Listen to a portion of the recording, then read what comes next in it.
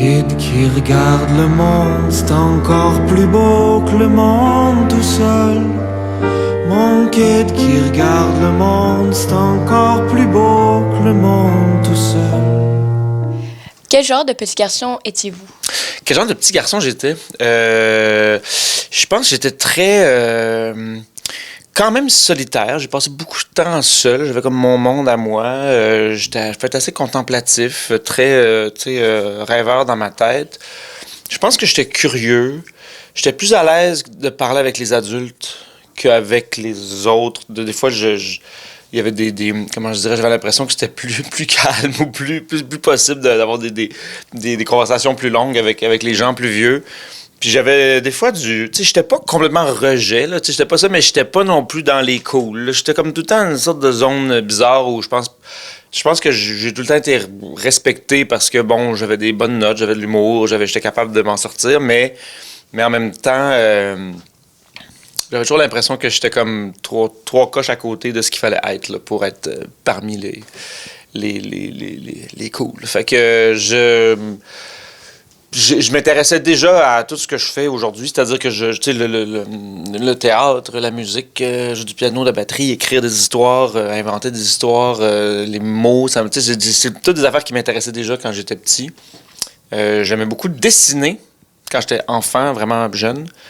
Puis j'ai arrêté de dessiner dès que j'ai su écrire. Fait que c'est comme si les mots, ça a comme remplacé les images très vite pour moi. Puis c'est ça. Je pense que j'ai eu une enfance heureuse. J'étais pas un enfant particulièrement heureux. Mais j'étais très soutenu, j'étais très aimé, j'ai tout reçu, là, fait que, en gros, c'est ça.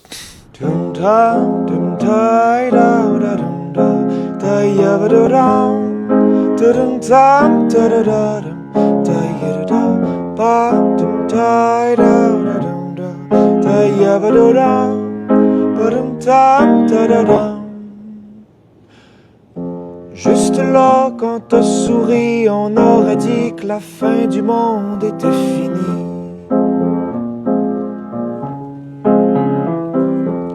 Tu n'as pas de faux mystères comme ceux qui posent. Tu devines les gens et le murmure des choses.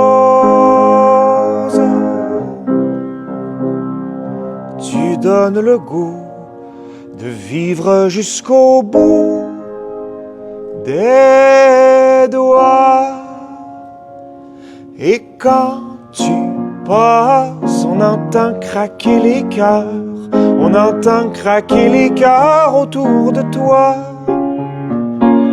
Quand tu passes, on entend craquer les cœurs. On entend craquer les cœurs autour de toi. Quelle influence vos parents ont-ils eu sur votre choix de carrière? Ben, très, très gros, parce que je fais la même chose que eux dans la vie. Mes deux parents sont comédiens. Donc, c'est sûr que moi, quand j'allais voir mes parents au travail, quand j'avais des journées pédagogiques ou quand c'était l'été, ben, c'était ça. C'était des coulisses de théâtre, c'était des plateaux de tournage, c'était des... Fait que, puis moi, j'ai aimé ce métier-là tout de suite de l'intérieur. C'est-à-dire que c'était pas... le côté, on va dire en anglais, glamour, donc les, je sais pas quoi, là, les tapis rouges, puis les couvertures de magazines, puis avoir sa face sur une affiche. Moi, c'est pas ça qui m'a fait rêver au départ. Moi, ce qui m'a fait rêver, c'est quand je voyais les gens travailler. Quand je voyais des acteurs répéter dans une salle de répétition, quand je les voyais se préparer en coulisses, quand je voyais sur un plateau de tournage le temps qu'on prenait pour faire une scène. C'est la fabrication artisanale de ce métier-là. C'est ça que je voyais, moi. Fait que c'était pas du tout magique. Mais moi, ce qui m'apparaissait comme étant magique, c'était le concret de comment ça se fabriquait. Laissez-moi! Je vous connais pas! Puis, vous êtes quoi, au juste, vous? Je suis Philippe Ambroise Dubuc de Beauchêne, neveu illustre du célébrissime chevalier de Beauchêne de Santiago de Cuba, et frère de la côte comme lui. Mes noms de guerre sont double tranchant ou encore dents de nuit. Hey! Approchez pas! Et là, un matelot, qu'est-ce qui t'effraie? Puis ça avait l'air, c'était un métier comme un autre, qui pouvait parfois être exaltant, puis parfois vraiment difficile. Mais tout de suite, j'avais envie d'être là, j'avais envie d'être parmi ces gens-là, j'avais envie d'être en train de faire ça. Pour le moment que de voir plusieurs pièces de théâtre, souvent la même plusieurs fois de suite. Mes parents jouaient dans des comédies d'été, du théâtre d'été, fait que souvent j'allais en coulisses m'asseoir, puis je regardais le spectacle, mais des fois ça faisait 8 fois, je le voyais. Fait qu'à un moment donné, je connaissais les blagues par cœur, puis là, je voyais la différence entre le timing qu'on appelle, comment les blagues sont livrées, puis là, est-ce que ça arrive plus fort, moins fort quand il le fait comme ça ou comme ça. Fait que je pense que ça a été une influence majeure. Puis aussi que dès que j'ai manifesté un intérêt pour la création, pour l'écriture, tout ça, mes parents ils ont répondu très vite en me mettant des livres de poèmes dans les mains, en m'achetant des instruments de musique, pas juste en me poussant pour que je fasse ça dans la vie, mais en créant les conditions pour que je puisse le faire, même enfant. Puis voilà, en y accordant de la valeur. Voilà. Fait que je pense que c'est en étant aimé par des gens qui avaient, je pense, une éthique de travail puis un amour profond de leur métier. Ça a été ça l'influence. Ne le voyons pas revenir, on dit que le chevalier de Beauchêne lui fit jeter une malédiction par une prêtresse. Depuis, il est condamné à errer sur terre, mort ou vivant, jusqu'à ce qu'il finisse par accomplir sa mission.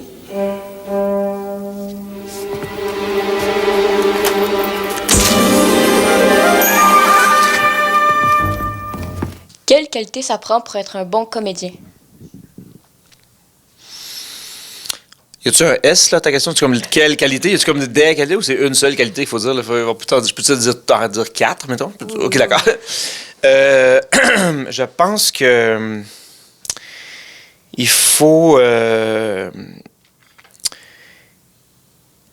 faut pas avoir peur de dire la vérité, même avec les mots des autres. Même si c'est pas ta vie dont il est question, même si c'est pas tes mots, même si c'est pas... Il faut qu'au moment où tu prononces ces affaires-là, où tu fais ces actions-là du personnage, faut que ça devienne vrai. Faut que ça devienne plein de toute ton humanité à toi, puis de ta vulnérabilité, puis de ta force à toi. Si tu te penses plus intelligent que le personnage, ça marche pas. Si tu te mets au-dessus ou que tu envoies le signal au spectateur que moi je suis plus intelligent que ça, fait que là tu prends pas le risque de l'habiter. Je pense que ça prend de l'observation. Je pense qu'il faut aimer regarder les autres, comment ils bougent, comment ils parlent, comment ils vivent, leur rythme. Faut être curieux de l'énergie qui se dégage des autres, parce que ça peut être très inspirant pour faire entre un personnage qui va se tenir comme ça, puis qui regarde tout le temps ailleurs quand on le parle, puis quelqu'un qui se tient droit, puis qui plante son regard dans les yeux des autres, puis qui détache toutes ces là, tous ces petits éléments-là sont des outils pour donner corps, donner chair à un personnage. Je pense que ça prend de l'écoute aussi. C'est pas facile, ça. Mais c'est que tu deviens vraiment meilleur à partir du moment où tu es vraiment complètement en train d'écouter ton partenaire. Puis pas juste écouter, genre j'écoute, mais genre je suis comme un gros capteur qui pogne tout ce que l'autre fait et je réagis à ça. Pas juste à l'idée que je m'étais faite chez nous, que j'ai préparé, c'est ce qui se passe dans le présent, puis ce que l'autre acteur est en train de faire.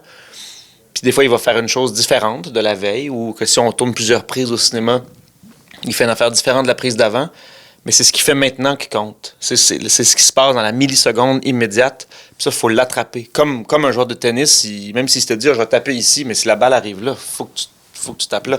Donc, il faut que tu sois constamment en train d'écouter l'autre en face de toi, la situation. Il faut être en symbiose avec tout ça.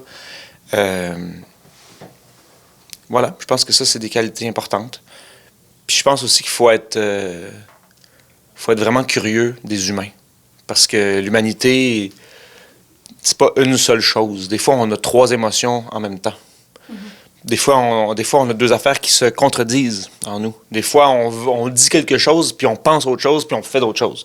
Fait que ce côté-là, qui est pas juste passer des messages, mais qui est comme être habité par des contradictions, je pense que c'est super important et riche quand tu joues. J'ai sorti tous les documents de loi sur la protection des territoires agricoles pour l'achat des terrains que Kéas veut faire pour l'exploitation de la mine. Super. Phil puis moi, on va déballer ça. Tout est là-dessus. Vous avez juste à l'imprimer pour votre document de présentation. Ah, OK, mais peux-tu le faire vu que Diane a fini son stage? Et qu'on n'a pas encore les moyens de payer pour une réceptionniste. Oui, mais c'est fini ce temps-là. Là, vous allez voir, demain, après avoir signé avec Kéas, ça va être le début d'un temps nouveau. Ouais.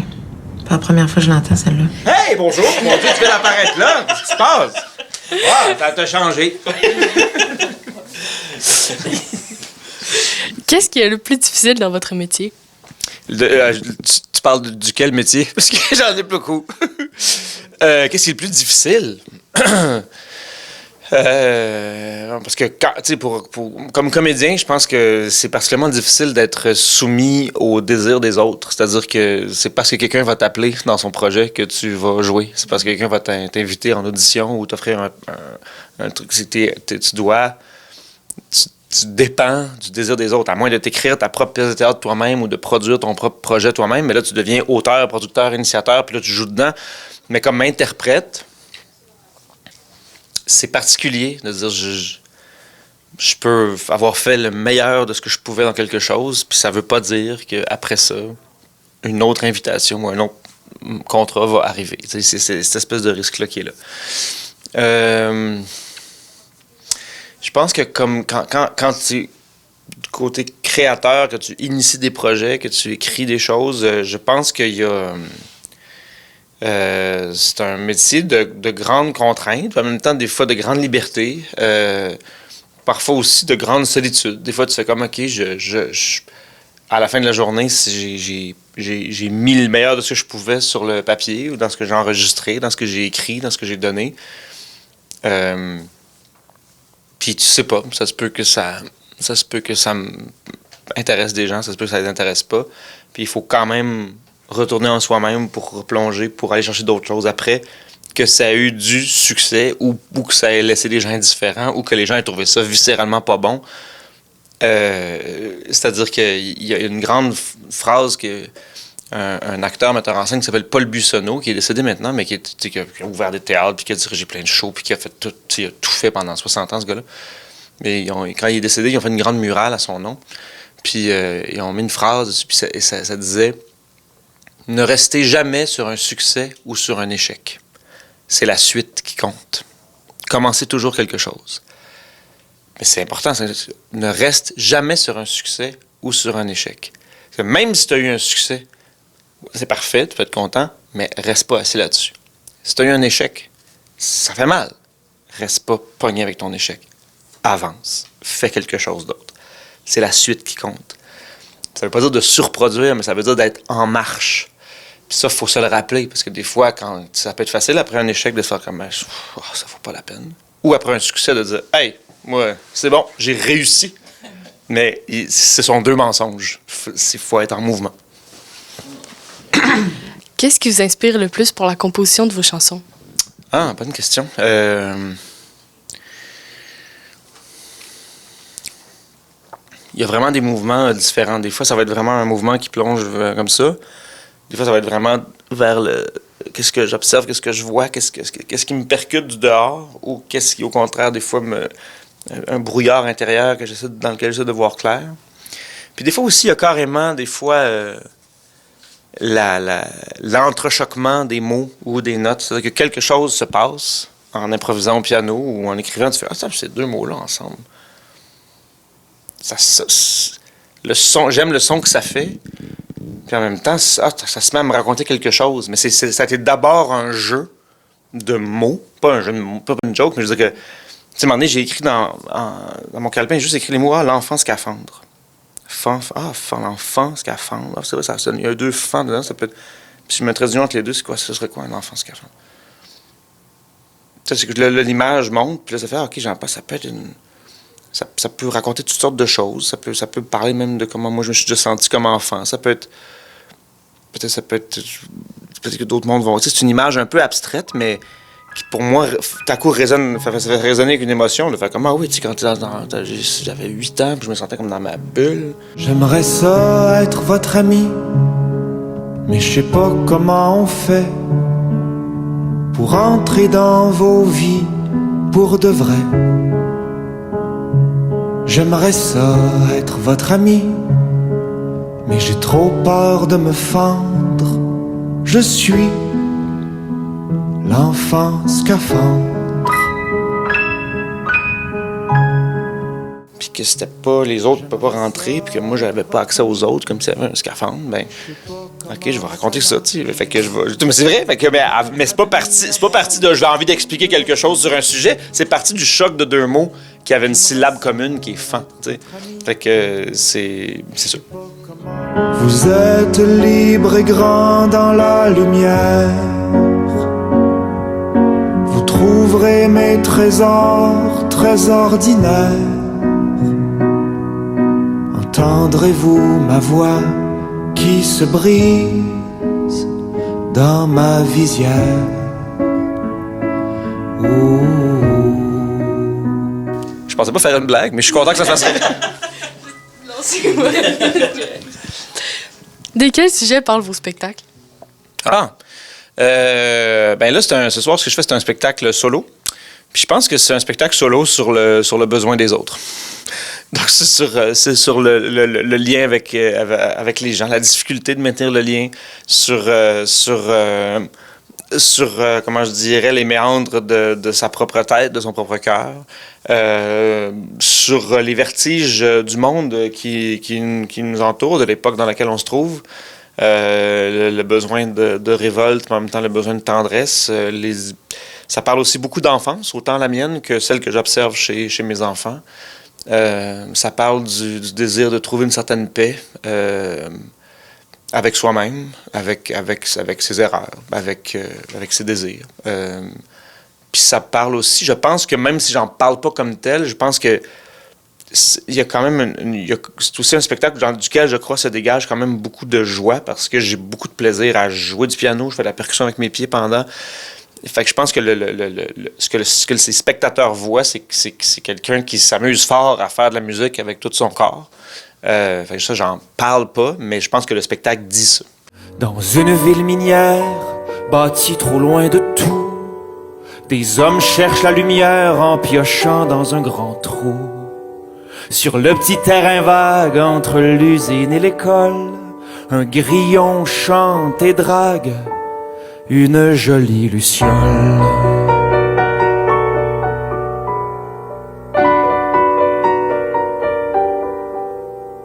Les journées sont bien longues sans voir son amoureuse, mais quand enfin la nuit tombe, elle offre une rumba lumineuse.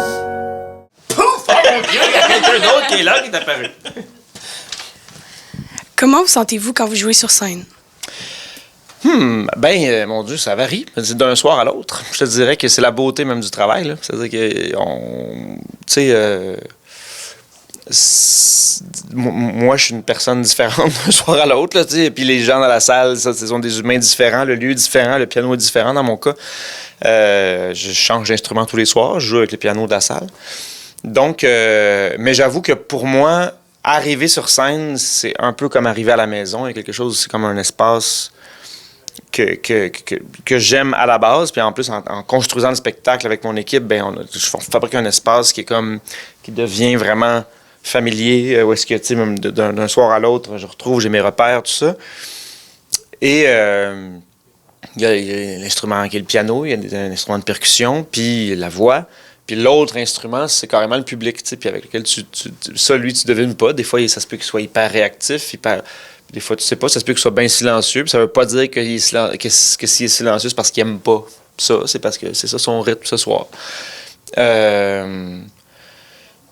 Je dirais que je suis en hyper-vigilance quand je suis sur scène parce que peu importe ce qui arrive, il faut que je puisse rebondir dessus. C'est encore plus vrai en chanson. T'sais, si, mettons, je sais pas moi, Si tu joues dans une pièce de théâtre, il y a comme une convention au théâtre, là, habituellement, on va appeler ça le quatrième mur, c'est-à-dire que c'est comme... Les personnages ne savent pas qu'il y a un public, fait peu importe ce qui se passe dans le public, les acteurs réagissent pas à ça. Des fois, il y a plein de formes de théâtre où tu peux réagir, puis là, on dit qu'on brise le quatrième mur, ça veut dire qu'on interagit avec le public, on a conscience qu'ils sont là, mais c'est comme une bulle quand même. Alors qu'en spectacle de musique, de chansons, il n'y en a pas de quatrième mur. Là. Si quelqu'un te dit quelque chose, tu l'as entendu. T'sais. Fait que si un téléphone sonne, je peux rire de la personne qui n'a pas éteint son téléphone. Il y a comme donc, si quelqu'un a un rire bizarre ou éternue à un moment vraiment que c'était pas le bon moment, je peux rebondir là-dessus. Ça peut être... pour moi, ça... Il faut avoir les capteurs tout ouverts, puis des fois décider est-ce que je fais quelque chose avec ou pas. Des fois, des fois c'est mieux de laisser aller, puis des fois, c'est correct d'interagir dessus puis de rebondir.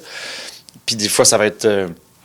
j'ai joué dans une salle où est-ce qu'il y avait des craquements dans le plafond parce que les poutres travaillaient à cause des systèmes de ventilation, puis je sais pas quoi, puis mais là, on dirait qu'il y avait des fantômes. Fait que c'est sûr que si j'avais joué au théâtre, je me serais pas mis à en parler. Mais là, je parle directement au public comme je te parle maintenant. C'est sûr que je vais intégrer ce qui se passe, puis que je vais dialoguer avec les fantômes pendant un petit bout. Écoute, j'ai réfléchi, c'est pas normal de voir des fantômes. Donc, je te dirais que c'est de l'hypervigilance. C'est un grand plaisir. Ça prend beaucoup d'énergie. Puis je te dirais que mon plus grand souci, c'est de me dire, les gens, ils m'ont accordé du temps. Là. Ils viennent là, ce soir-là. Puis je veux dire, ils pourraient écouter YouTube pendant 1000 ans. Là, c'est un grand geste là, de confiance. Les gens sortent de chez eux puis ils viennent t'accorder de leur soirée. Pour moi, c'est sacré, c'est important. Puis j'ai envie qu'ils repartent en allant mieux que quand ils sont arrivés. Je sais que c'est pas dans le mandat du ministère de l'Éducation, mais quand même, je vais avoir quelques flashs que j'aurais envie de pitcher aux écoles. Je leur dis, essayez donc, j'aurais le goût que vous essayez ça pendant, mettons, un trimestre. Vous me dites si vous voyez des changements positifs. OK. Le matin, pour l'ensemble des écoles primaires secondaires, un rituel que je nomme le 15-15-15. 15 minutes de cardio, 15 minutes de chant et 15 minutes d'écriture à la main totalement libre. J'adore. Wow. Incroyable. T'as une affaire qui va être corrigée, pas une affaire avec un sujet. Tu prends une page, t'écris un cauchemar, Journaling. un désir, une lettre à quelqu'un, t'écris, peu importe, un récit de science-fiction. Tu découvres le pouvoir ça se peut qu'au début, ça soit tout croche, pas clair, écrit au son. Ça se peut qu'à un moment donné, tu découvres le fait que, oui, j'avais commencé une histoire hier, je vais la poursuivre. Et puis, c'est pas l'intelligence artificielle qui t'inspire, c'est tes affaires à toi. Le 15 minutes de cardio, je comprends pourquoi. Puis l'autre, c'est le 15 minutes de... Chant. Pourquoi? Moi, j'ai chanté à l'école, là. Ça te ramène à une place qui fait du bien. Ça baisse ton anxiété automatiquement. Le groupe est plus grand que toi. Moi, c'est une affaire dont je m'ennuie le plus de l'école de théâtre. C'est chanter en chorale ou en groupe? C'est chanter en chorale. Bon, pas bon, on s'en fout. Puis justement, d'en profiter dans certains milieux pour que, on va chanter des trucs, des bonnes tunes du Québec, là. Quel commentaire aimez-vous le plus recevoir en lien avec votre métier? C'est comme s'il y a comme deux tales de commentaires. C'est sûr que quand les gens ont aimé ça, c'est sûr que les gens n'ont pas aimé ça ou c'est sûr que ça fait mal, mais faut l'entendre quand même. Quand c'est des commentaires francs, quand c'est des commentaires qui sont vrais, même si des fois ils sont nuancés, je préfère ça.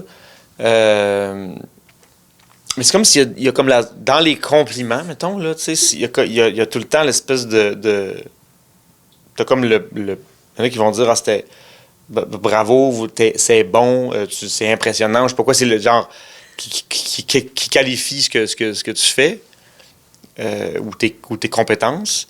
Puis de l'autre bord, des fois, ils parlent de ce que ça leur a fait, de ce que ça les a apaisés ou à quel point ça leur a fait, je sais pas quoi, ça les a émus, ce que ça a remué en eux. Ben moi, j'ai l'impression que c'est ces échos-là qui m'intéressent le plus. C'est-à-dire que entre me faire dire, je sais pas quoi, t'es bon au piano, puis me faire dire qu'est-ce que la mélodie de piano a apaisé ou réveillé ou le chemin que ça a fait dans la personne, moi, c'est plus ça qui m'intéresse. C'est parce que ultimement, comment je dirais, c'est pas comme... On n'est pas à l'école, là. Le but, c'est pas de se faire dire quand j'ai une bonne note, là.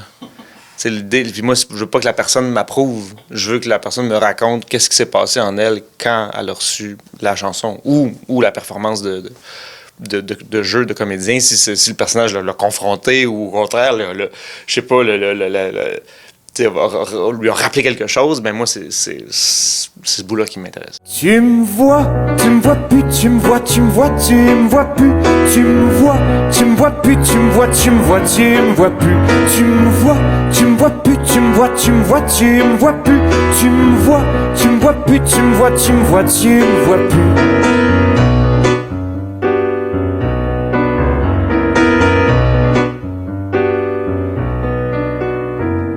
Quel rêve voudriez-vous encore accomplir en lien avec votre métier? Ah mon Dieu, c'est une grosse question, ça. Ben, je rêve de pouvoir continuer déjà, d'être capable d'avoir des... J'aimerais ça être invité dans des projets qui me sortent de ma zone de confort. J'aimerais ça avoir accès peut-être à des moyens pour faire des choses d'une plus grande ampleur, puis qui me permettent de rassembler ce qui me ressemble vraiment, puis que je me dis, je sais que je suis pas capable de... Il y a beaucoup de choses que les autres font, que j'admire, que moi je suis pas capable de faire, que je serais sans doute jamais capable de faire. Autant en musique qu'en jeu, qu'en mise en scène. Mais je sais qu'il y a des affaires que c'est comme ma zone à moi. Parce que la fatigue est là. Oui, c'est pas grave, mais ça m'arrivait. Alors, on a hors cadre ici, là, on a quelqu'un qui est vraiment... Je me demande si je sais pas si la réponse est trop longue. Ah, c'est ta faute à toi! Ah, OK. Je t'ai regardé, genre, il y a 2 heures. Attends, tu parlais bref, des fois, il y a beaucoup de choses que les autres font que moi, je suis pas capable de faire. Mais dans ce que moi, je suis capable de faire, des fois, je me dis, j'espère creuser mon chemin plus loin, avec plus de précision, avec en même temps plus de m'étonner moi-même. Puis quand on t'invite ou qu'on te propose des affaires qui t'obligent à apprendre, qui t'obligent à te faire dire comme « Ah, mon Dieu, je sais pas comment je vais faire ça, mais ça me tente », ça, c'est... Puis on est tout le temps confronté à des défis nouveaux. Là. Comme moi, c'est la première fois que je fais une entrevue avec quelqu'un qui rit autant sur le côté comme ça. C'est la première fois, ça. Fait que c'est un bon défi de concentration. Peut-être qu'il y a quelques années, j'aurais eu de la misère, mais là, je suis rendu assez Jedi là, à ce niveau-là, puis je suis capable de... Vous pourrez tout avoir des fous rires, puis moi, j'en aurais pas. Je suis assez bon pour ça.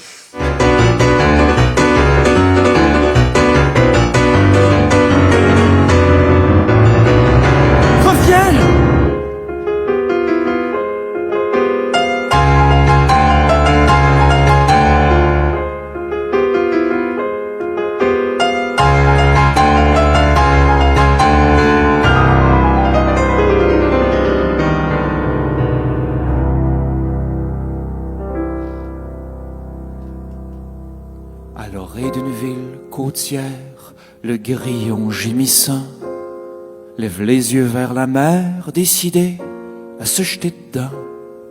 Mais au large, il y a une bouée qui brille depuis la nuit des temps. Il se dit, contre vents et marées, elle sera encore là dans 100 ans.